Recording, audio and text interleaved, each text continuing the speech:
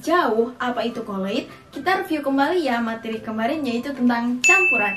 Campuran adalah suatu materi yang terdiri dari dua fasa atau lebih dan masih mempunyai sifat aslinya. Nah, kalian pasti tahu kan campuran itu ada berapa jenisnya? Ya, campuran itu ada dua jenisnya, yaitu campuran heterogen dan campuran homogen. Campuran heterogen adalah suatu campuran yang terdiri dari dua zat atau lebih dan zat-zat penyusunnya itu dapat dibedakan atau biasa disebut sebagai dua fasa. Sedangkan kalau campuran homogen adalah campuran yang terdiri dari dua zat atau lebih yang zat penyusunnya itu tidak dapat dibedakan atau bisa disebut sebagai satu fasa.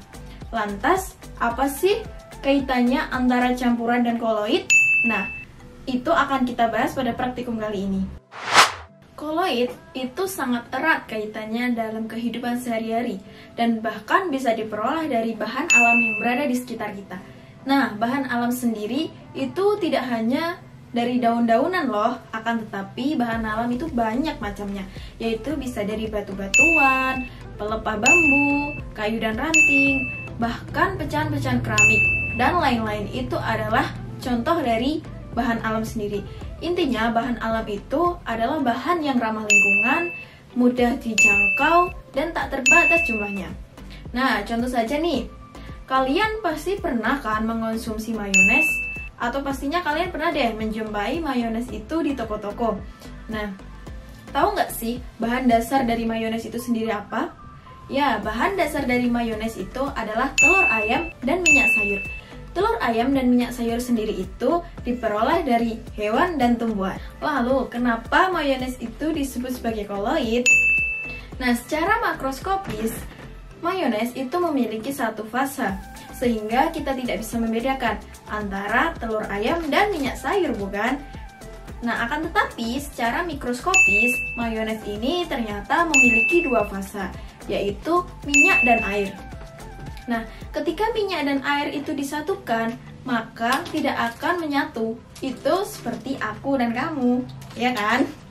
Nah, butiran minyak itu disebut sebagai fase terdispersi, sedangkan air itu disebut sebagai medium mendispersi. Inilah kenapa fase itu berbeda dengan wujud, karena ada zat yang wujudnya sama akan tetapi fasenya berbeda.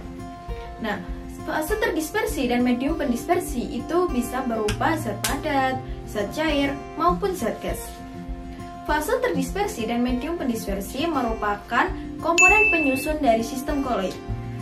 Medium pendispersi merupakan komponen dengan jumlah yang besar, akan tetapi fase terdispersi merupakan komponen dengan jumlah yang kecil atau sedikit. Jadi, koloid adalah suatu campuran yang terletak di antara larutan dan suspensi.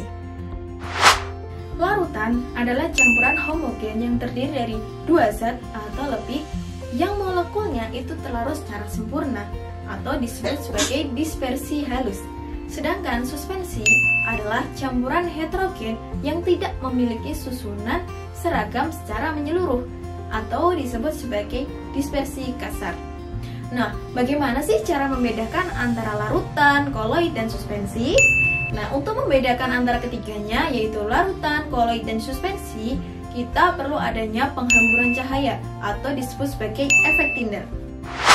Efek Tyndall atau penghamburan cahaya oleh campuran itu menunjukkan bahwa campuran tersebut adalah suatu koloid, di mana koloid itu memiliki partikel lebih besar daripada ukuran partikel dalam larutan, sehingga mampu menghamburkan cahaya ke segala arah.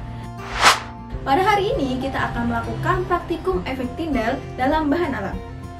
Tujuannya ada tiga. Yang pertama, menentukan perbedaan antara larutan, koloid, dan suspensi pada campuran lemon, santan, dan kopi. Yang kedua, menentukan fase terdispersi dan medium pendispersi dari campuran lemon, santan, dan kopi. Yang ketiga, mengetahui proses terjadinya efek Tyndall pada koloid. Alat yang diperlukan, yang pertama ada 3 gelas, yang kedua ada saringan, yang ketiga ada sendok, yang keempat ada senter, dan yang kelima ada tisu. Bahan yang diperlukan, yang pertama ada buah lemon, yang kedua ada parutan kelapa, yang ketiga ada kopi, dan yang keempat ada air. Langkah yang pertama, letakkan saringan di atas gelas, kemudian berikan parutan kelapa sebanyak 3 sendok. Kita berikan air sampai batas, yaitu setengah gelas. Nanti sambil diperes ya teman-teman untuk kelapanya. Nah, ini adalah hasil dari perasan parutan kelapa. Nah, untuk langkah selanjutnya, yaitu langkah yang kedua, kita sisihkan terlebih dahulu perasan kelapa. Yang kedua, kita akan membuat campuran dari lemon dan air. Langkah yang pertama, yaitu kita memasukkan air sebanyak setengah gelas.